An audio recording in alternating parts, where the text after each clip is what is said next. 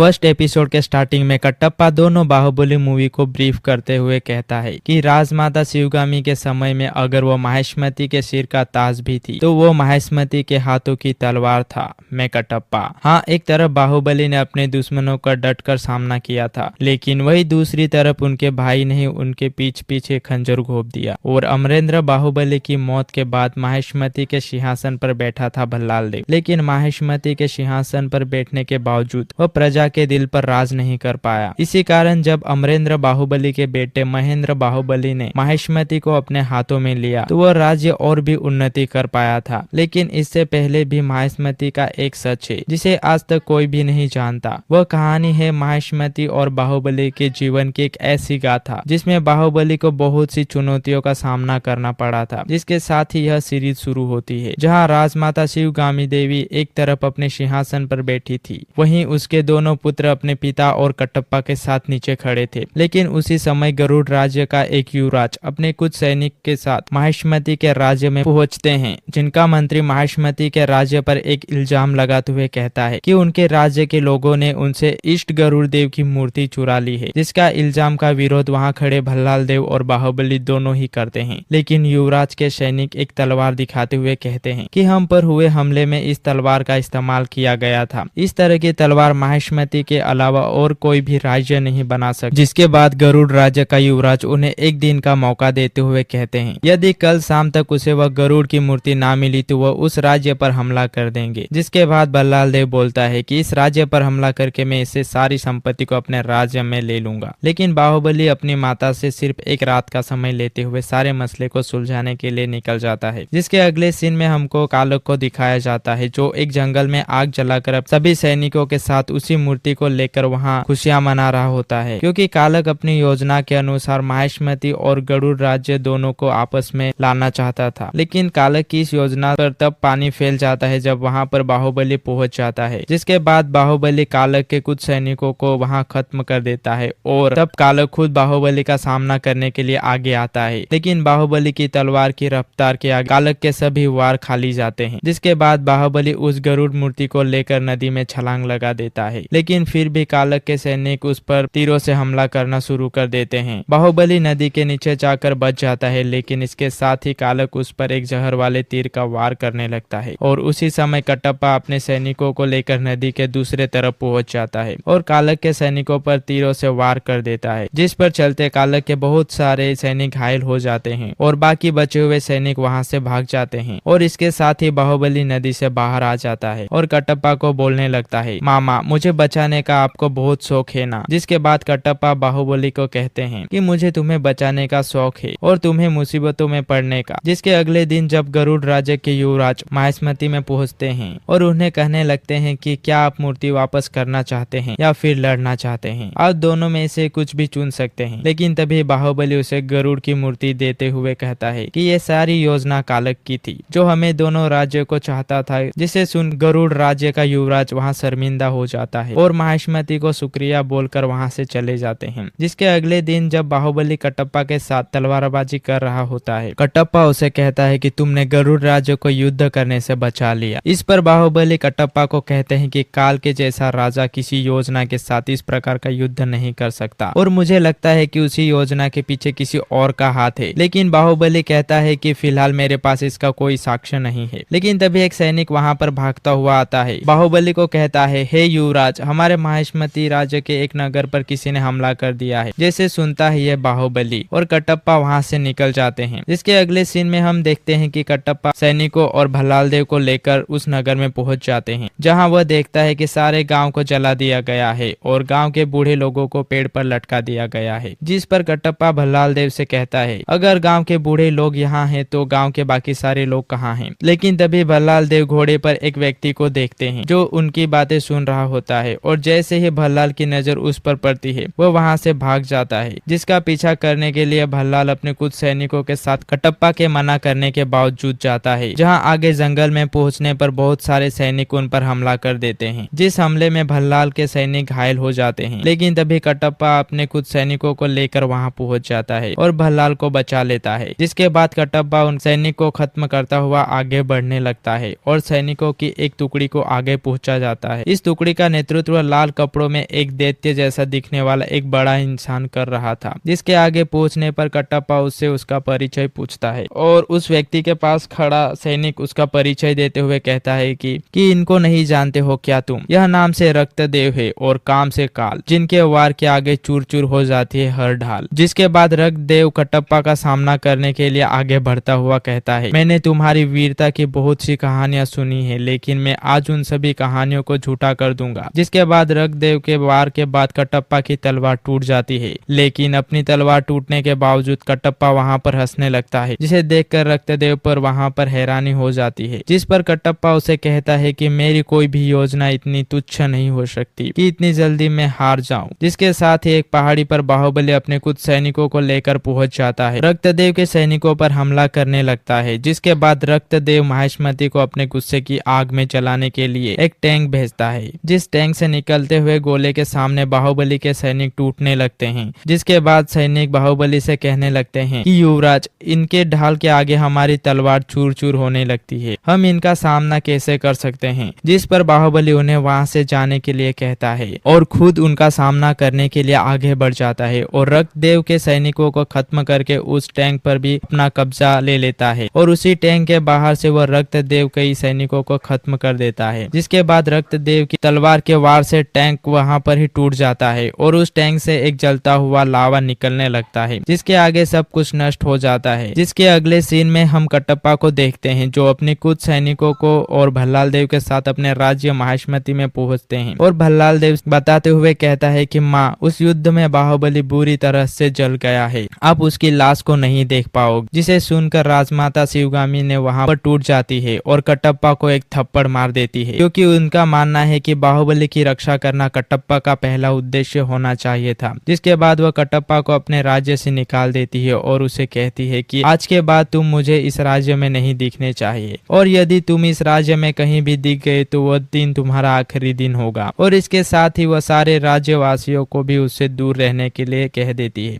जिसके अगले सीन शिवगामिनी अपने सिंहासन पर बैठी हुई बाहुबली की यादों में खो जाती है। जिसके बाद एक बल्लाल का पिता उस सिंहासन को खाली देखता है तो भल्लाल को कहने लगता है कि भल्ला, मैं इस सिंहासन पर तुम्हें बैठते हुए देखना चाहता हूँ, यह सिंहासन तुम्हें आवाज दे रहा है। जिस पर भल्लाल देव कहते हैं कि इस राज्य की प्रजा आज भी उस बाहुबली को याद कर रही है और उस बाहुबली के मरने के बावजूद उसका कद मेरे हाथ से बहुत ऊपर है। जिस पर उसका पिता कहता है कि अच्छा हुआ कि उसकी मौत तुम्हारे हाथों से नहीं हुई। जिस पर भल्लाल देव कहता है कि मैं उसके खून से हाथ रंगना ही नहीं बल्कि पूरा नहाना चाहता था। मैं उस बाहुबली को अपने हाथों से खत्म करना चाहता था, लेकिन मेरी यह इच्छा अधूरी रह गई है। जिसके अगले सीन में हमें रक्तदेव के राज्य को दिखाया जाता है, जहाँ महिष्मति के बंदी सैनिकों से जबरदस्ती काम करवाया जा रहा था। जिसके बाद जब ज्यादा गर्मी होने पर एक व्यक्ति वहाँ पर गिर जाता है, वह सैनिक उस कोड़ों से वार करने लगता है और वहाँ उसे रेंगते हुए मजदूरी करने के लिए कहता है। लेकिन तभी हमें पता लगता है कि बाहुबली उस राज्य में गुप्त भेष में रह रहा था। उसे कहने लगता है कि तुम यहाँ से चले जाओ बेटा, वो सैनिक तुम्हें खत्म कर देंगे। जिस पर बाहुबली कहता है कि अकेले जाना होता तो मैं कब का चला जाता, लेकिन अगर मैं यहाँ से जाऊंगा तो सबको लेकर ही जाऊंगा। जिसके बाद ही Baahubali crown of the blood का फर्स्ट एपिसोड यहाँ खत्म हो जाता है। तो चलिए जल्दी मिलते हैं इसके सेकेंड एपिसोड के साथ।